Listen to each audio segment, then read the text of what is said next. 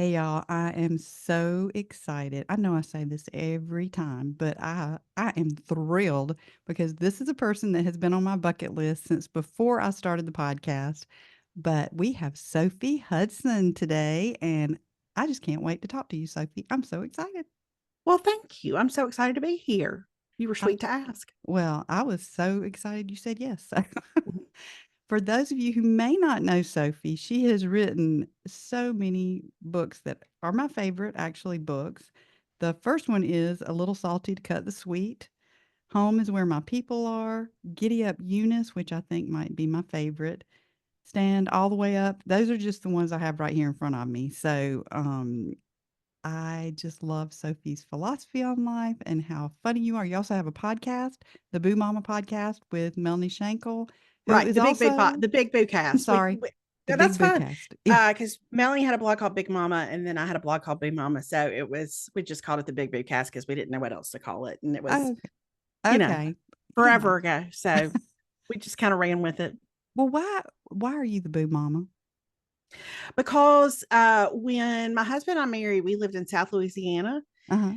and part of I think just the progression from French to English down there, you just got a lot of French influences on the speech. Uh-huh. And one of those influences is that some people who live in areas with a really heavy French influence don't use an apostrophe s. So they wouldn't say like it was Carol's podcast. They would say it was Carol podcast or it Oh. was Sophie Carr.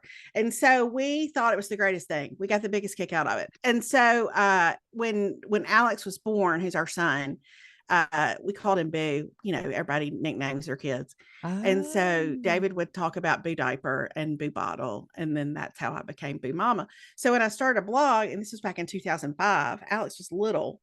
I thought, well, I gotta have a name. And so I just went with that. I would have just used my name, probably like my real name, Uh-huh. if it were now, but that was back when we were all scared of the internet and didn't I know what would know. happen if we Yeah. did. So so the Boo Mama thing kind of stuck. I love that. That makes so much sense now. I'm so glad you shared that. So tell the listeners just a little bit more about yourself before we dive in. I'm a mama and a wife. I was a school teacher for a long time. I taught English for a long time. And I've been married to David for 27 years Mhm. now. And our son is 21. He's a junior in college. And we have an elderly dog named Hazel, who we are crazy about. And probably maybe I'm mildly codependent with her. And we live in Birmingham and we've lived here for 24 years. So it's very much home at this point. We both grew up in Mississippi. We grew up in the same town. We grew up in the same church, David and I did. And then we've been here for now, yeah, over 24 years. So it's been a minute. Yeah, time just flies. Mm-hmm. So I want to start talking about your family history. You just shared where you grew up, but how your family dynamics created this love for family and community. Yeah, I grew up. I mean, my family, both sides, my mama's side and my daddy's side, were Mississippians, Mhm. and and both grew up in rural areas. My mama did, and my daddy did. And so when we would go to like see grandparents, which is what we did a lot of times on Sunday afternoons, we would drive to see the grandparents. We were essentially going to parts of Mississippi where you might get two television channels back in the 70s and 80s. You had to sit around and visit. Like Yeah. that was what you did. Everybody cooked and sat around and visited. And so even in the town where I grew up, which was bigger by a mile compared to where my parents had grown up, my mama's sister, her name was Choxie, lived in that same town, and we would do the same thing. We would just go to her house, a lot of times on Friday nights, Mhm. and sit around and tell stories around the table. Well, I didn't tell stories when I was little because the kids didn't talk. We just Right. listened and really learned to appreciate good storytelling, I Mm. think. And so I was just surrounded, growing up by really kind women and men, but I tended to gravitate more to the women who loved to cook, loved to laugh. My mama loved, she could imitate anybody. She was so funny, such a great storyteller, but she didn't necessarily like to write them down. So Mm, I think I'm more introverted, way more introverted than even my mama was, I feel like. And so I just started to kind of write stuff down. uh-huh. And I think just that close connection to family, which is really honestly so much harder to come by now because people are just more spread out. Yeah, It just sort of instilled in me this really deep affection, um, not just for our families of origin or for the families we grew up in, but also for the families that we make in the different places where we live. Because until a couple of years ago, David and I never had family here in Birmingham, but somehow we managed to sort of create one, or kind of get grafted into one. And it means the world to us, that community. So yeah, you picked your family there, so yeah, I mean, you kind of, you realize, okay, so my parents aren't here, or my sister did move here. She and her husband moved here a couple of years ago, and that's been tons of fun. They live oh, just yeah. like right up the hill from us. And that's been great. So, but yeah, we just really like the small group we were a part of at our church, really became just, kind of our, I don't know. It was more than friendships really, because we have really leaned on each other in some difficult times. And so it's been sweet. Mm. Well, I love that, and it comes through in your writing how much your family means to you. But I Thank you. think my favorite book is Giddy Up, Eunice, and when I saw that title, I was completely confused. I didn't understand it, but gosh, as I started reading it, I was like, "This is the best title ever." So first of Thank all, you. tell the listener why you named it this and what the book is about. I had it was that book was kind of a progression, because it started off with one morning I was reading the story of Mary and Elizabeth, and it really resonated with me in a different way than it had before, probably because of just the period of life I was in, which was, the mom of a little kid, really dependent on the voices of older, wiser women in my life. And Yeah. then that led me, somehow I ended up just in that little piece where in scripture where Paul commends Timothy and then mentions that he inherited the sincere faith of Lois and Eunice. And so I was thinking about how, in so many ways, like, we don't know a lot about Eunice, but I felt like Eunice and I were in sort of similar stages of life, compared, from when Paul mentioned her to where I was, in 2012 or whatever that was. And as I was kind of just thinking about what it looks like to be in your Eunice stage of life, I was kind of getting a little overwhelmed. And I just, out of nowhere, I just kind of thought, well, giddy up, Eunice, like, you got to get after it.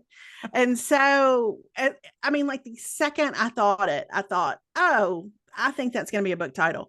And so I saw my literary agent not long after that. And I said, I have a crazy idea, but I need you to stay with me. I want to write a book about Mary and Elizabeth and Naomi and Ruth and Lois and Eunice. And I want to call it Giddy Up, Eunice. And so that's where that book came from. And they didn't fight you on it. No, now I did talk to one publisher who said, "Are you really stuck on that title?" And I said, "I am. I'm pretty stuck on that title." But no, and it was a really sweet one. It was a really sweet experience to write that book. Um, because I love instances where scripture's always applicable to Mhm. daily life. But I love the places where you don't just like know it, you feel it. Yeah. And I think with all those women, I felt it. I felt a connection just to where they were, and to the example that they set as they walked out the things that they were doing. And so it was special for me. Yeah. So, Eunice was Timothy's mother, right? And Lois was Right. the And grandmother? Lois was his grandmother. Because I Right. always get that confused. So Yeah. Yeah. I don't know why it seems like Eunice should be the grandmother and the opposite. So just wanted to clear Right. that up. So you talk a lot, like all the ones you've mentioned, they're like cross generational women, ages with the Yes. women. So how you talk also about how we can also have those cross age relations in our own lives with other women, across the generations. And so Can you share about that? Because sometimes it feels like it's too hard Yeah. to connect with maybe an older woman or a younger woman because I think sometimes there are women, I think it might be a little more rare, unfortunately, who want to sort of mentor, which I'm almost afraid to use that word because it feels like sometimes people have banned it. But the younger generation of women who have I have a heart for mentoring younger women. Mhm. And, but then I really feel like it's more likely that a younger woman is searching for an older woman to sorta help her along, kinda like what you were talking about. So, how can you find those relationships in your own life? Yeah, I think it's, I think sometimes, because we wanna get it right, I think sometimes we overcomplicate it.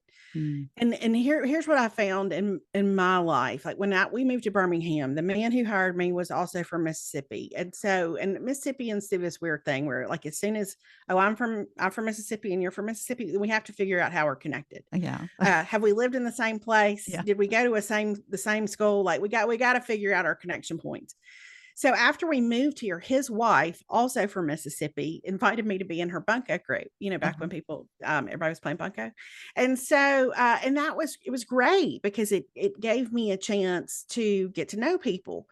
Well, eventually she decided that she was going to start a Bible study and she asked me to be a part of it. And it turned out that in that Bible study, I was one of the youngest ones. Most of the women Mm, were, just in a different stage of life, whether it's their kids were older or their kids had grown, and they were now grandparents. mm, It was one of the best things that ever happened to me, but it just happened organically. It was just through that initial connection.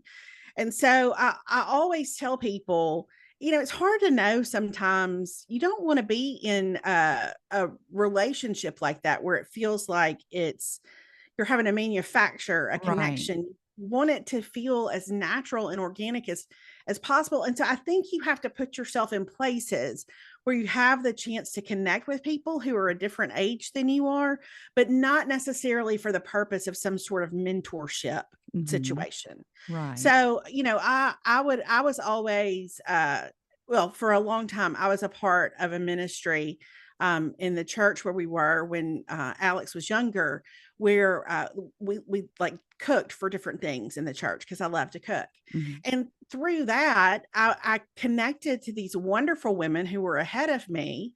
And we had that initial thing in common that we loved. The Mm. same thing has happened to me in my writing life just over the course of, the years that I've sort of been writing books and stuff like that. It's connected me to women, and we have that in common. And so I always think if you can connect to somebody, with a common ground, it makes the relationship part of that much more natural. And I think it's important too, and I try to remember this now. When I meet with somebody who's younger, and I have several younger women that I try to be really intentional and deliberate about, taking time to just go to lunch, go to breakfast, check in with, all that kind of stuff. I think it's so important now that I'm at this stage of my life to remember that I'm going to learn from them too. So Mhm. it's not just that I'm there to impart the wisdom of the Right. years to Yeah. these younger women. It's that I'm also there to get their perspective. And sometimes a couple of them just call me Soph, and they'll be like, Soph, nobody cares about that anymore. And I'll go, oh, okay, got it. Like, So hard to hear. so I think sometimes we can work ourselves up to stun about certain things. Uh-huh. And then we realize through those conversations with those younger women, oh, I don't actually understand that at all. Or, you know what, it's just different now. And I think our reluctance to let things change sometimes Mhm. interferes, or to accept that things change interferes with our ability to connect. Yeah. Because, I'm trying to come at something the same way I did in 1995. Yeah. They were not alive then, Mm-mm. I and know. don't understand why I would.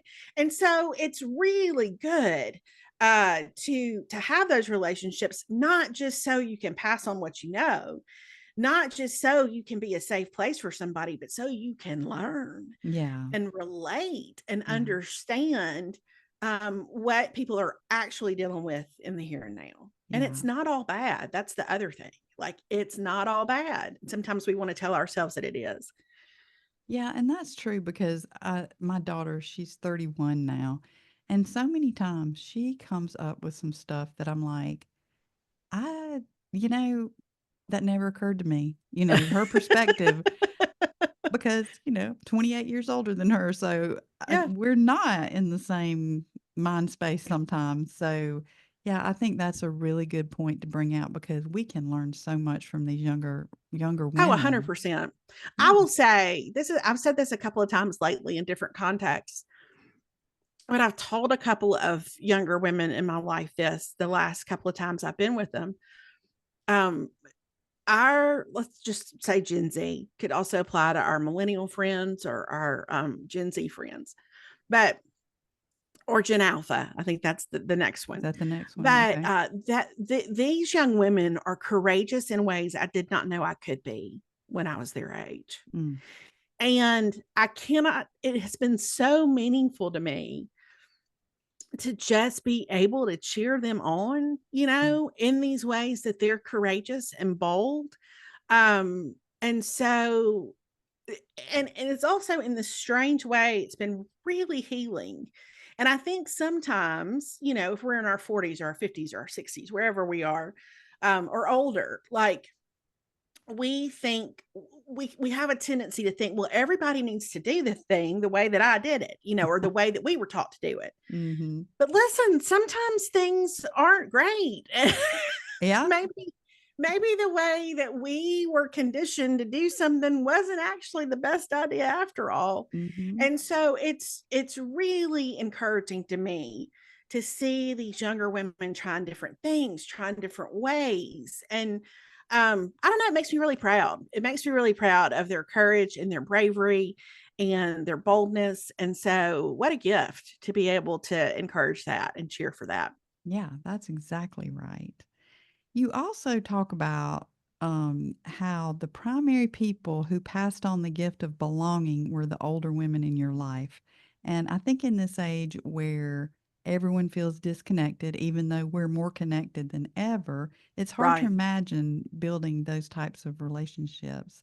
And you say everybody, no matter the age, craves a safe place with safe people. And Hmm. the word belonging, the gift of belonging, that really is what stuck out to me because I feel like, I don't know, maybe it's not just when, I mean, I'm sure men feel this way too, but I think it's so much more with women that we have a harder time feeling like we belong, especially if you're not, connected. Well, just like when we first moved to this town, I was 14. We live in a small town in South Carolina, and we had moved a good bit when I was growing up. Never felt Hmm. like I fit in, never felt like I Yeah. belonged anywhere. And even people would say in this town, listen, you still are not from this town, and that you were born here. And it's like, oh, well, now I've lived here 45 years, which is hard to believe. But and I do feel like I belong now, but how can you explain a little bit more about the gift of belonging and how we can pass that on? Yeah, I worked with teenage girls for a long time, first as a teacher and then in a different kind of more of a discipleship capacity at the school where I worked. And it was an issue that came up over and over and over again. And I think a lot of times we try to settle our belonging first through people and then we'll go, okay, well, what does belonging look like with Jesus? Mm, And I think so. I think sometimes we get the order of that backwards. I think we first have to settle it with Jesus. yeah, Ideally we settle it with Jesus, and that impacts the level of importance it takes on in our day to day. But the bottom line is we're made for and we crave community. We crave to yeah, be known. We crave somebody to understand us, and we also crave the ability to know other people and to understand other people. And so I think especially, I would work sometimes with girls at school who had moved a lot, or had just like for years kind of beaten their head against the wall trying to get a certain group of girls to accept them, mm, and to then have this false hope that they were going to be let in the circle and then just to be pushed out again. And so there was there's always something about that really breaks my heart. Oh, I yeah. think there's something sweet when we can find it just within our own families. I would tell moms all the time when their daughters were struggling, like, you be the safest place you can at home. Mm. And, sometimes as mamas, I'm sure I never did this. I did it all the time. We see our kids hurt and we want to fire off questions. Well, what did they do? Well, then what did you do? Well, then Yeah. what'd you say to that? And I Yep. don't know that Because that I'm gonna go fight. that's right. I don't know that that necessarily enhances the kid's feeling of belonging in the moment. So I think it's one of those things we almost have to train ourselves to look for people who need to be who need a place and Mm. who would benefit just from the grace of being included in whatever it is, a lunch or, a girls' night out. And so I think to train ourselves to be women who are just looking for how can we care for other women in particular. I don't think this is exclusive to women, by the way. I Yeah. had a guy friend of mine who's younger a couple of weeks ago told me, guys aren't great at like friendship always. I'm sorry Mhm. about the dog, by the way. I assume somebody's trying to deliver something. I don't really know what's happening. It's fine. But anyway, so I think we have to kind of set aside um and it's hard, but like the places where we know we're being territorial, we got to lay it down. And sometimes that happens in our own families. And sometimes that happens, in places in our community, but just to be people of welcome, I think is worth it. Yeah. I definitely agree. Um, One thing, so you talk a lot about competition, how a lot of women compare and compete, and how that, man, that just tears us. I mean, it tears me down on the Yeah. inside when I do that, compare, compete with other women. But there's a quote that you share in your book from Bob Goff that says, "We keep pushing people off roofs that we should be lowering them through." And I Yeah. thought that was, I don't know that I'd ever heard that quote from him before. Yeah. Yeah. I thought If that it was makes you feel great. better, I found that was on Twitter. Oh, okay, okay. I'm not on Twitter, He so may have said it somewhere else. I ran across it on Twitter one time and I was like, oh my gosh, that's it. yeah. Yeah, I think, we always have a choice if we're gonna operate out of this sense that we gotta protect ourselves and Mhm. we gotta hold on to the stuff that's ours. And I don't know that that really reflects the heart and the character of Jesus like maybe we would wish it did. Mhm. Because I mean his arms were just, only ever more open more and more and more and more. Mhm. And so I think sometimes we just don't realize how much it's our fear really that makes us, shut people out or shut people down. Mhm. For whatever reason. My friend Melanie has always said that sometimes as women we have this sort of innate belief that more for you means less for me, or Yeah, more for yeah. me means less for you. And that's just such a false narrative of what Mhm. the grace of God looks like. There's plenty for everybody. There's plenty in turn, and there are plenty of gifts for everybody, and God has so purposely gifted the women not just in our families but in our lives. And so it makes really good sense to me that we'd want to call that stuff out. We'd want to call each other to higher and better. We would want to affirm that and confirm that in each other as much as we can, as opposed to isolating ourselves and thinking, well, I just have to tend to my thing, Yeah. because if I don't tend to this thing, somebody else is going to think about it. And if they think about it, then they're going to do something with it. And then I'm going to, we Right. can just like, I think when we're feeling really self-protective, sometimes that's a good sign that we need to do some self-examination. There's Mhm. maybe some old wounds that we haven't dealt with. But I think also like we just have to remember that it's so normal, right, to feel that way. Yeah. But it's not the most, oh sorry, I hit my microphone. It's not the most ideal um manifestation or the most ideal use of gifts, Mhm. because it's that saying that's kind of a cliche, but that whole notion that a rising tide lifts all boats, Yeah. like it absolutely does. Yeah, it does. So it's no threat to cheer somebody on. Well, especially and one thing that I've, how I don't know how hard it was back in 2005, but to build a platform today is like Yeah, feels impossible. It's like, sure. climbing Mount Everest and you just feel like you're just so overwhelmed and you turn inward so much and Absolutely. it's so defeating. It's Yeah, like, yeah. I'm Yeah, not gonna I make get any it. progress. I know, and you feel like sometimes you're screaming into a void, you know? Right. Yeah. But here's the thing, I think somebody said to me, and this was back, when I started my blog in 2005, and I thought about it all the time, because I never had, like, a post go viral. I still haven't. I've never had Yeah. anything take the internet by storm. But somebody said one time, "If you could have 5 people in a room every day, and you Yeah. could give those 5 people everything you have, and you could encourage those 5 people in the way that they're gifted, in the way that God has wired them, in the ways that God has made them. If you could push them a little farther along in whatever it is that He's calling them to do, and feel closer to Him and know Him better through that process, you'd say, sign me up like Yeah. all day long."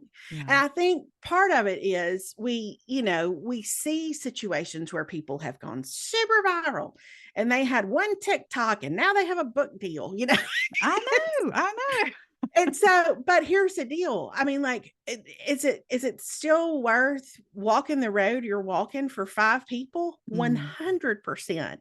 You would walk that road for one person. Mm. Like, and so I think sometimes it takes a little shift in perspective. And Melanie and I have told each other this for years.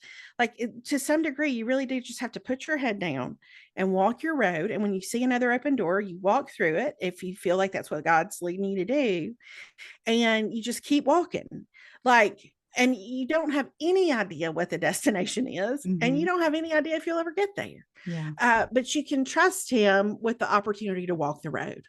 Yeah. And so I think it's important for all of us to remember that. It may seem small in our economy, but it's not necessarily small in God's, because anything that impacts another person, anything that enables us to lower somebody through a roof instead of pushing them off of it, Yeah. is some good work. It's some good, worthwhile work. And, and I'm probably wrong. Is it Corinthians where it talks about, how we're all the building blocks of the body of Christ Mhm. and how It each takes of every bit us of it. Mhm. yeah, because we're all on the same team. And I think we Absolutely. forget that so many times. If we are all working together and doing our best, then we're really gonna make a difference for Yeah, Christ. And absolutely. that's why we're here. Yeah. Yeah, whatever it is you love to do, if it's rooted and grounded in love, if the way you offer that to the world is rooted and grounded in love, like, I just think you have no idea how it might ripple. Not that you do it so it'll ripple. It's Right. just you're just trying to be faithful with whatever opportunity you have. And Yeah. so I know it's a cliche to say the outcome's not up to us, but it's really not, and so I think that trying to be as faithful as we can, and as obedient to the ways that the Holy Spirit is leading us as we can. I think that's what we're here to do. And so, I wish there were sometimes that we could kind of pull back and we could see just what that looks like from God's perspective, but Yeah. Yeah, I have that's not been given that opportunity. So, I tell you, so many times I'm just well, this morning I was like, "God, can you just give me some encouragement, just some kind of encouragement that, right. yeah, you're doing good. You're doing okay, Carol, Yeah. because you get discouraged sometimes. It's Sure. Yeah. Yeah. But here, I will say this. I think Melanie and I both, because we started to blog about the same time, and then we started our podcast together in 2007. And she wrote a book first, but then I wrote one like a year later. Like, we've kind of walked through all of the different phases of whatever we're doing, together. And it's been really sweet to bear witness to what's happened with each other, mm, not in the sense of any kind of like success situation, right. but to see how maybe what we thought that road would look like back in 2005 how it has looked nothing like that. It has been so fun. And we've I think both of us would say that we've tried to just do the next thing in front of us, Mm. and it's been such a blast. It's been so much fun. Listen, it might not mean a lick to anybody else, but it has in its own way. It's strengthened my relationship with the Lord. Um it's really helped me to settle some things in my heart and my mind. And it's been sweet because you just see how God made you in certain ways that you knew about even when you were a little girl, Mm. and they continue to be a critical part of what you do as a grown woman. And I don't know, there's something about um, that brings me a lot of peace, even when I feel like maybe what I'm doing, uh, might be sort of just like, again, screaming into a canyon, or Mhm. I don't know, chasing the wind. But there's Yeah. some real substance in terms of the behind the scenes of it all that's been meaningful to me. Yeah, because God, He uses a lot of these things to refine us, and Absolutely. and it Yeah, may and not. to remind us what matters, Yeah. and to remind us who he is, and to remind us of his faithfulness. And so it's always to me been a much more personal deal than it has a public one, if Mm. that makes any sense at Yeah, all. yeah, it really does. So you talked about, you look at how you were when you were a little girl, and that's one thing that you mentioned in your new book, A Fine Sight to See, Leading Because You Were Made for It. And I loved this book. I got to read it. Thank you for sending me the NetGalley copy. And I was so excited when I first started reading it and saw that it was through the book of Exodus and about Moses, which is just one of my favorite stories to study in the Bible. And you just brought out a lot of great things in this Thank you. book that I got excited about. So, why did you decide to write about that topic and why now? I don't know. I don't know. I think I worked with teenagers for a long time, and I left that job 3 years ago. And I don't probably the last 5 years I was in that job, I had a great boss who I loved named Sean, an incredible leader. But I thought about leadership so much during that last stretch of my time there. I mean, I thought about leadership so much, and how I feel like sometimes we've had a disagreement, or there's been a little fracture in the church in terms of what we see as leadership, as Mm, healthy leadership. And then in the middle of that, we've argued so much about what women can and cannot do. yeah. And so, because I think so that's going on. I also like I love Moses. Every time I read the part where Moses dies, I cry. That when Mm, I was writing this book, and Moses had to die again. yeah. And I just for like 2 days I was just despondent. And Alex, our son, was like, "Hey, you know that happened a long time ago, right?" And I was like, "Listen, it doesn't matter." So it was this again, kind of a weird intersection of, I've been thinking about Moses a lot. I've been thinking about leadership a lot. I've been thinking about women in the church a lot. And I think so often we want to stake out like our particular theological perspective, and we want to fight. Mm, We've got it right, or we've got it right, or we've got it right. Okay, what if for just a second we stop and we just say, hey, women are children of God. All mm, right. We can all agree on that. yeah. God esteems women. We can Yeah. all agree on Yeah. that. All right. So women have influence over other people, which makes them leaders. All Right. right.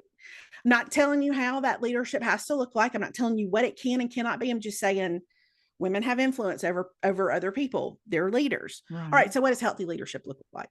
And I just kept coming back to Moses, because in so many ways he is all of us. Mm, Just from his in his brokenness, in his resistance to God's calling, in his general like, okay, I can run, but I can't hide. I'm gonna have to use my voice. Um, like, just all of it. It was so tender to me to like look at Exodus through that lens. Yes, it's the story of the Israelites. Yes, it's the story of God's immense providence to his people. but it's also a story of a leader trying to figure out what it looks like Oh, yeah. to lead. Yeah. And so I just thought, so I thought, okay, I'm going to read through Exodus again. Is there anything that would lend itself to this topic? And as I started to read through it, some version of the word "see" started to pop up over and over and over again. I was like, oh man, I didn't realize this. And so I started thinking about the fact that just like sight is one of women's greatest assets. We're Mm. so good at it. It's seeing who hurts. It's seeing who is standing over in the corner and feeling like maybe they don't fit. Mm. At seeing who is doing a great job of pretending like everything's okay, but actually no. And so, anyway, so all those things kind of came together, and it ended up being a journey through the first 20 books of or chapters of Exodus. So, nobody more surprised by that than I was. But when I tell you I loved every second of writing that book, like it was never ever a chore. It was just such a joy and such an encouragement um to see not just the work of Moses, and not just the leadership of Moses, but the work and the leadership of the people around him, the people Mm. who went before him and the people who went after him. Right, and So the people that were with him it's as really well. sweet. Yeah, yeah. Yeah. So you're talking about leadership, and Moses had some hard, hard moments in his leadership. Yes. And as I was reading your book, there was a good little bit about you being the dean of women at the high school that you were at, and how Yeah. you didn't, I mean, you were, like, so glad you didn't have to grade papers and all that, but you did not I was. understand, which I can appreciate Yeah. that, but the enormous Yeah. amount of emotional energy that it was gonna require, Yeah. even going so far as to say that there was a heaviness, and how you were overwhelmed by this persistent sense of darkness, and Yeah. realizing you were fighting to shine some light with a capital L into these girls' Yeah. worlds. So can you talk about that? Yeah. And listen, that was hard for me to write because I'm not real prone to see things that way. I mean, that's Yeah. just not, it's kind of not my day-to-day lens. Yeah. I don't necessarily, I just don't look at life as a battle. But here, I think in that instance, I had worked there for a long time. I thought I knew what people were dealing with behind the scenes. Mm. I had no idea. And I don't say that because it was anything scandalous. I think I just Right. didn't feel the degree of heaviness that our girls in particular were walking around with. And again, sometimes it had to do with just how they saw themselves. Mhm. Sometimes it had to do with a situation they had been trying to figure out forever, it seemed like. Sometimes it was some persistent like family stuff that they just could not figure out. But I think it was a little bit like pulling back a curtain, and because you see one side of kids in a classroom, and occasionally you'll get a sense that something's, difficult or kind of a perpetual struggle. But I just had no idea. I had no idea how much, like, here was something that was really different for me as a Gen Xer. To see, with the older millennial girls that I was working with, and then the Gen Z girls that I was working with, how much pressure they put on themselves, Mhm. how achievement oriented they were. And I know that sounds strange to say, but like I was not. Like I was the third child by a mile. Like my parents were tired.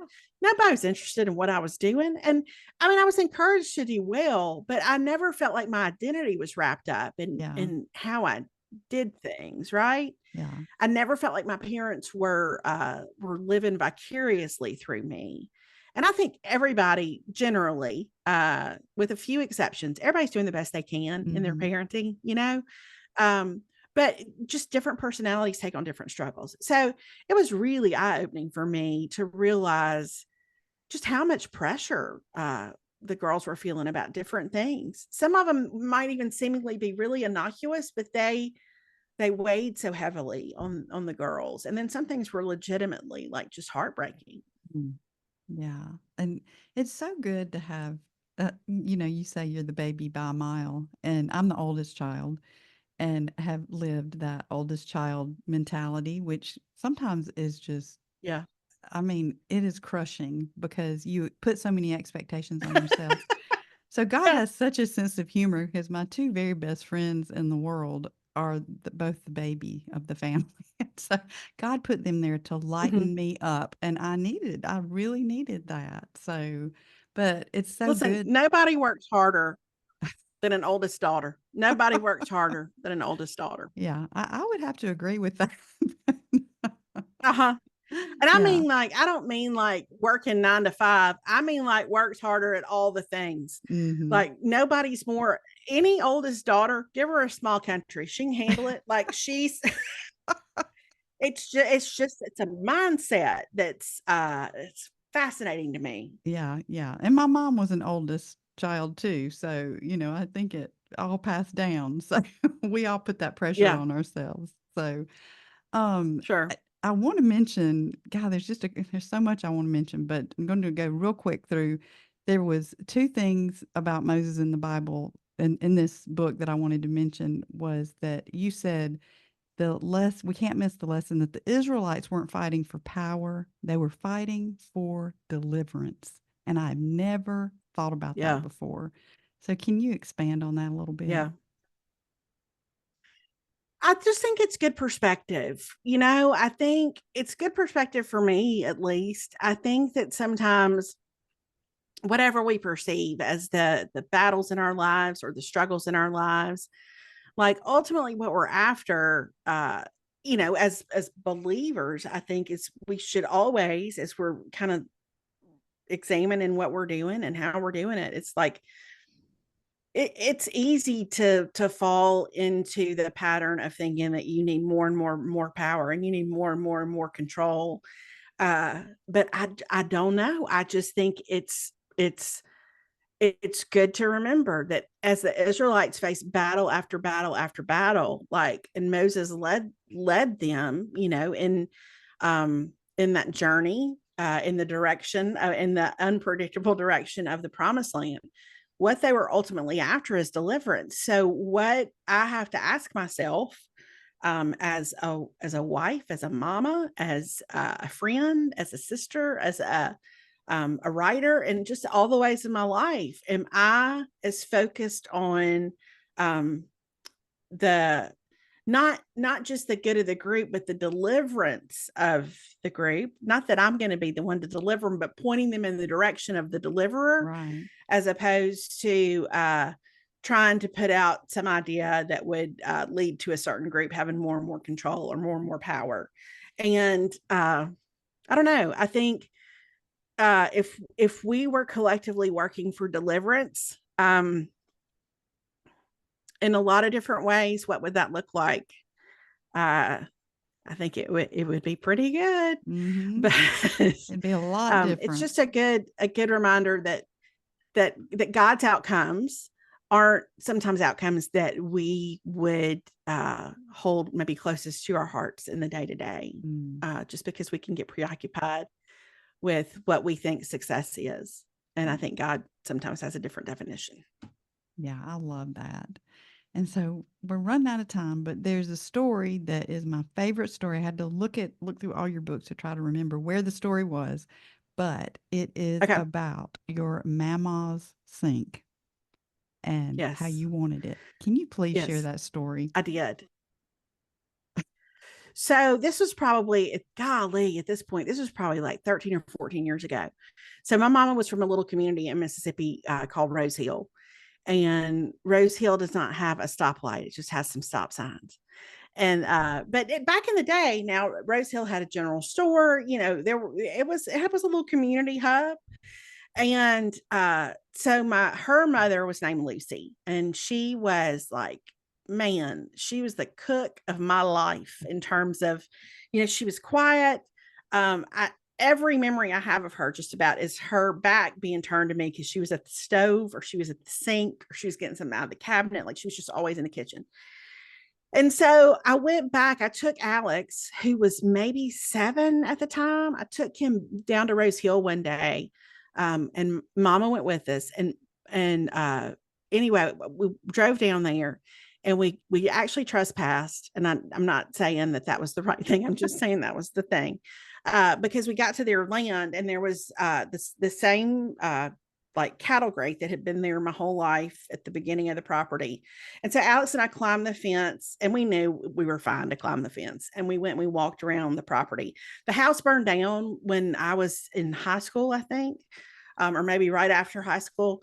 But you could still see kind of the footprint and the chimney. And so we were just kind of circling. There was a barn my Papa Davis had built, and a chicken house. And anyway, we came around the corner underneath what would have been their carport.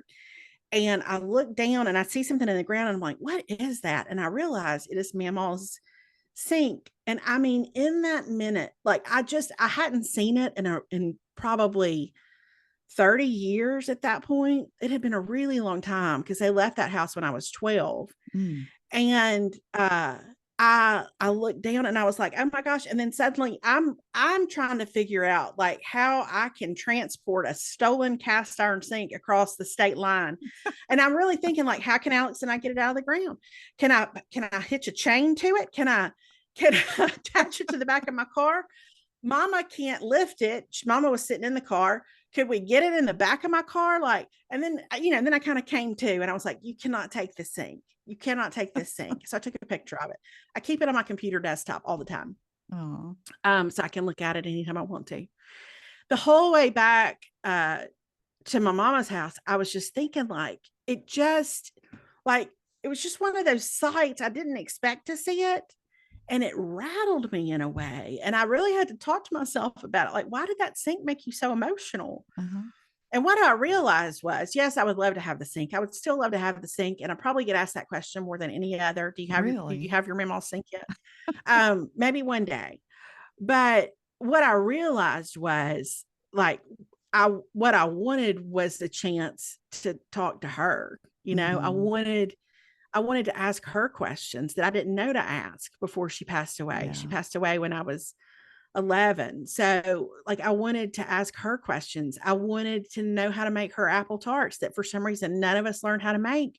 And we talk about it all the time. And I've tried to replicate them over and over, and I can't get them right. Like, I want to know what mattered to her because she was so Mhm. quiet, and so that sink is sort of representative to me of we got to say what we need to say when we have the chance to say it. We need to ask the questions we want to ask when we have the chance to ask them.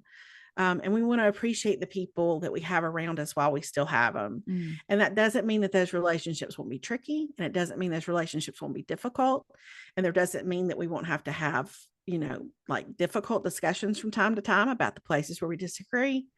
But if I could look at that sink all those years later and still miss a woman who I had not physically seen in over 30 years, Mm. that's a pretty good indication to me that her legacy is intact, and that the way she lived her life mattered. And so it's just, I don't want to forget it. I don't want to Yeah. forget it.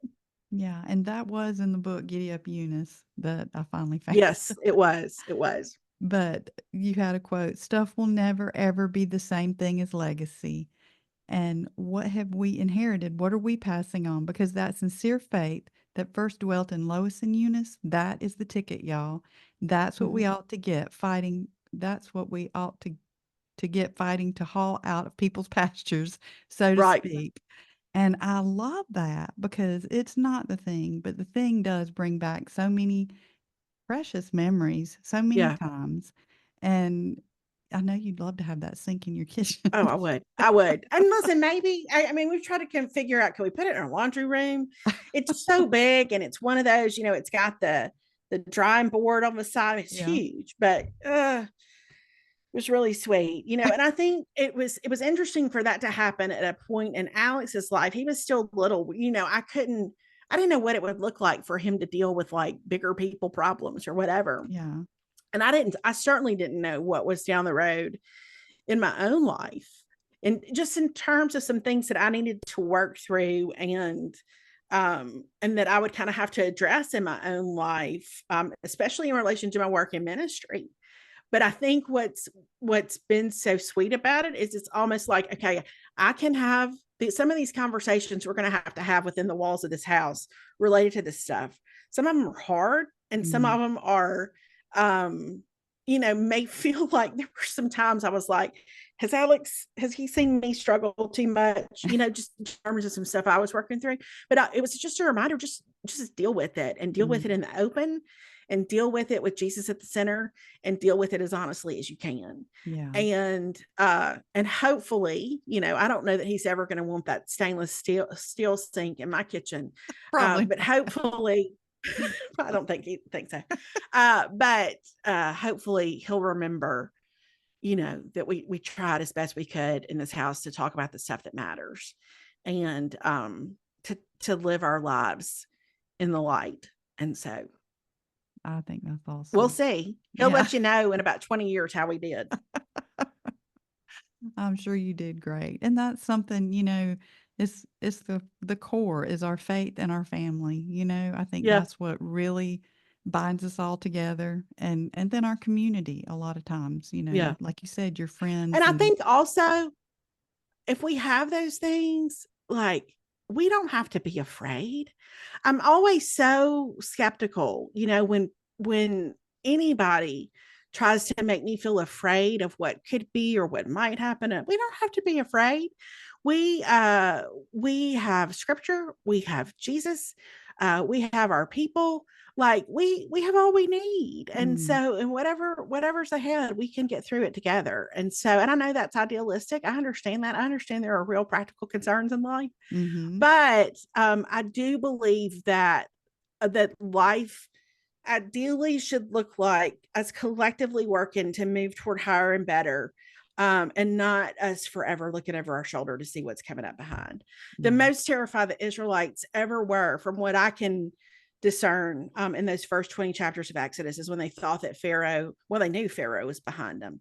I can't mm, think of anything more terrifying than that. But God yeah, was in front of them, and he promised he would be. And so, I don't know, lot to think about in those 20 chapters for sure. But there so I just wanna mention one quick thing that I had never thought about before that you said, that the Israelites, I recently have, I've been reading the Bible recap and I'm way behind. So it wasn't that long ago I went through Exodus, and I would just get so frustrated with those Israelites. I'm like, oh my gosh, people, can you not remember what God did for you? And you're complaining again, and I know, oh, we're gonna die out here, all this I kind of know, stuff. you should have left us back there. I Uh-huh. know, but you pointed something out that I've never thought about before. You said they had lived through trauma. They had Gosh, never been able to trust anybody in authority before. They did no, not have their best interest at heart. no. I And never then thought about that. they finally head out, and then God sends them in a direction like that they don't understand. Like, it makes sense. I mean, Yeah. and I think that's a good reminder. Like, if we're looking at what healthy leadership looks like in terms of, one of the best things we can do if we have any influence other people, is to be trustworthy, and Mm, to show them with our words and our actions that we absolutely have their best interests at heart. That was a hard left for the Israelites, yeah. who had lived under such oppression, and lived, as under slavery. And then Mhm. suddenly, like, hey, everybody, we're going to be free. Well, anybody knows you can't just decide to be free. It's a process you have to Yeah. go through. Yeah. And it's hard to learn, Yeah. and sometimes the parts where we've been oppressed can feel easier, because at least we're familiar with it. Right. So I had huge, that was probably, wasn't new to me necessarily, but I think I had fresh empathy for the Mm, Israelites as I wrote this book, because I'm like, yes, that is all of us. right. Like, this constant battle between, am I safe here? Am I not? Do I trust? Am I smart to not trust? Do I actually wish I was back there? Wait, hold on. Where are we going? Wait, they're coming after me again. Like, it's, it's, it's rough going, Yeah. emotionally, spiritually, mentally, all the ways. And so, yeah, Well, amazing that they ever did anything Moses asked them to do, you yeah. know? Well, and you think about it, they had PTSD, and we know what 100%. that is. So, 100%. yeah, Yeah. so it definitely gave me more empathy for them. Yeah. Absolutely. I mean, what a just, banana pants, series of events. And how do you ever recover? Mm, But, you see little glimpses of them going, "Okay. Oh, we get it. Oh, we get it." And that's, by the way, all of us, mhm. every single one of us. Yeah. Well, I will read Exodus with a whole new, fresh perspective now. So Oh, well, thank you for reading it. Not I mean, thank you for reading Exodus. Thank you for reading the book too. both of them, yeah. Both of them. Yeah, yeah. Well, all your books, you talk about some serious stuff, not real serious in the first 2, but you do get kinda serious, but all with a lighthearted attitude. You have such a great sense of humor. You're a great storyteller, and Thank you. so you are so welcome. And so your new book, A Fine Sight to See, Leading Because You Were Made for It, comes out when? September 10th, Okay. Tuesday. So this might come out after that, so it should be out there for the listener to be able to go and purchase their book, and I guess they can get it anywhere books are sold? Anywhere books are sold, hopefully. Yeah. Yeah. And your podcast is what again? The Big Boo Cast with my friend Melanie Shankle. She's also a writer, and it is not serious at all. It Yeah. is just silliness, but we have fun. Yeah, yeah, and Melanie actually I have all of Melanie's books too.